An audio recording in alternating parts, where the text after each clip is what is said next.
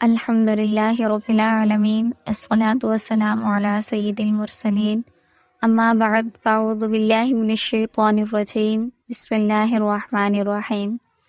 المرحہ on line academy کے تحت سیرت النبی صلی اللہ علیہ وسلم کورس کے تیسرے سبق میں آپ سب کو خوش آمدید۔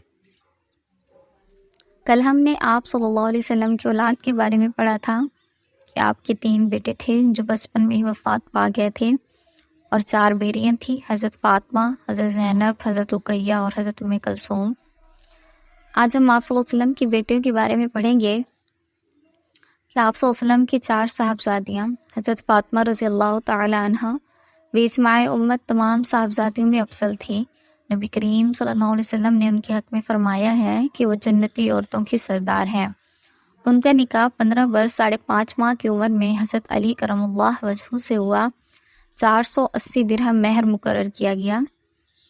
اس سید النساء کا جہیز کیا تھا؟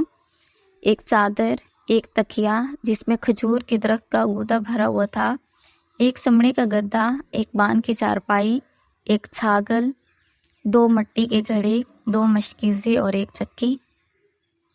چکی پیسنا اور گھر کے سب کام کاج خود اپنے ہاتھ سے کرتی تھی۔ دونوں جہاں کے سردار کی سب سے زیادہ لاڈلی صاحبزادی کا نکاح، جہیز اور مہر یہ ہے، اور ان کی فقیرانہ زندگی کا نقشہ یہ ہے۔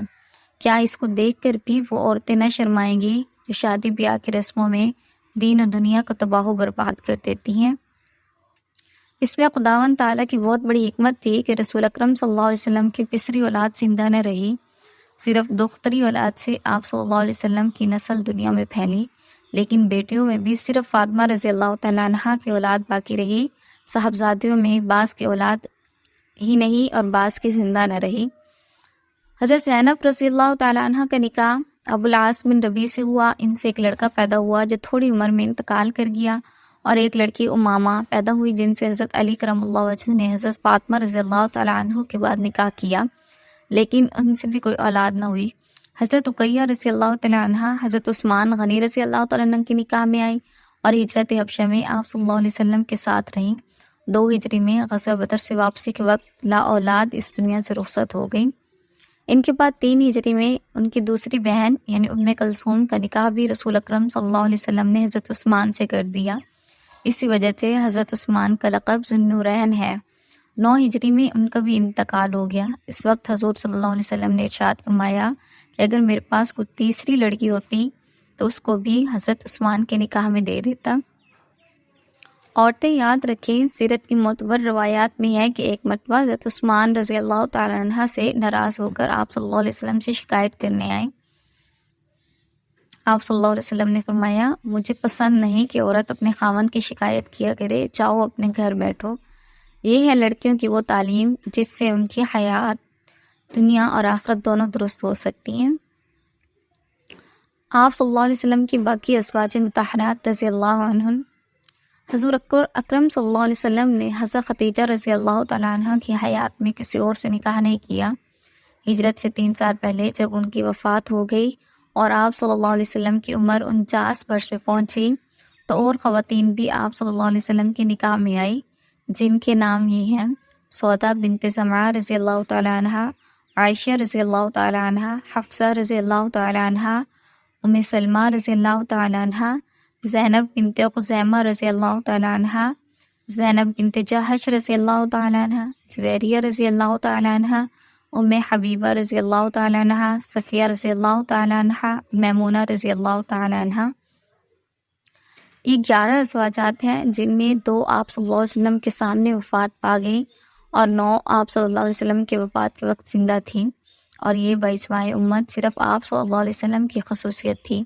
امت کے لیے 4 سے زائد عورتیں ایک وقت میں بصورت نکاح جمع کرنا جائز نہیں، اور اس خصوصیت کی بعض وجوہ آگے ہم بیان کریں گے۔ سب سے پہلے حضرت سودا رضی اللہ تعالیٰ عنہ پہلے سکران بن عمر کے نکاح میں تھی، اس کے بعد آپ صلی اللہ علیہ وسلم کے نکاح میں آئی۔ حضرت عائشہ صدیقہ رضی اللہ تعالیٰ عنہ جو ابوبکر رضی اللہ تعالیٰ عنہ کی صاحبزادی ہیں، 6 برس کی عمر میں تھی جب آپ صلی اللہ علیہ وسلم سے ان کا نکاح ہوا، اور ہجرت کے سال 9 برس کی عمر میں رخصت ہوئی۔ جب آپ صلی اللہ علیہ وسلم کی عمر جب آپ صلی اللہ علیہ وسلم کی وفات ہوئی تو حضرت عائشہ کی عمر 17 سال کی تھی۔ نبی کریم صلی اللہ علیہ وسلم کی اس 9 سالہ مصاحبت سے آپ پر کیا رنگ چڑھا اور کیا حاصل ہوا، اس کا حال اس سے معلوم ہو سکتا ہے کہ بڑے بڑے صحابہ رضی اللہ تعالیٰ عنہم فرمایا کرتے تھے کہ ہمیں کسی مسئلے میں شک ہوتا تھا تو عائشہ کے پاس اس کا علم پاتے تھے۔ یہی وجہ ہے کہ بڑے بڑے اجلا صحابہ بھی آپ کے شاگرد تھے۔ حضرت حفصہ رضی اللہ تعالیٰ عنہ حضرت عمر رضی اللہ تعالیٰ عنہ کی صاحبزادی تھی۔ پہلے انیس بن حذافہ کی نکاح میں تھی، اس کے بعد ہجرت سے دوسرے یا تیسرے برس آپ صلی اللہ علیہ وسلم سے نکاح ہوا۔ حضرت زینب بنت خزیمہ رضی اللہ تعالیٰ عنہ ام المساکین کے نام سے معروف ہیں۔ پہلے طفیل بن حارث کے نکاح میں تھی، اس نے طلاق دے دی، پھر اس کے بھائی عبیدہ رضی اللہ تعالیٰ عنہ سے نکاح ہو گیا۔ جب یہ بھی غزوہ بدر میں شہید ہو گئے، 3 ہجری میں غزوہ احد سے 1 ماہ پہلے آپ صلی اللہ علیہ وسلم کے نکاح میں آئیں اور صرف 2 ماہ نکاح میں رہ کر وفات پا گئیں۔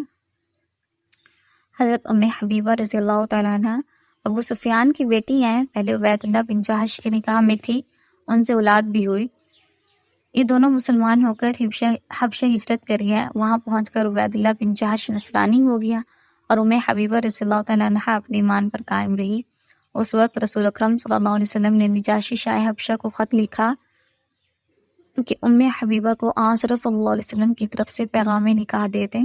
چنانچہ نجاشی نے پیغام دیا اور خود ہی نکاح کا کفیل ہوا اور 400 دینار مہر خود ہی عطا کر دیے۔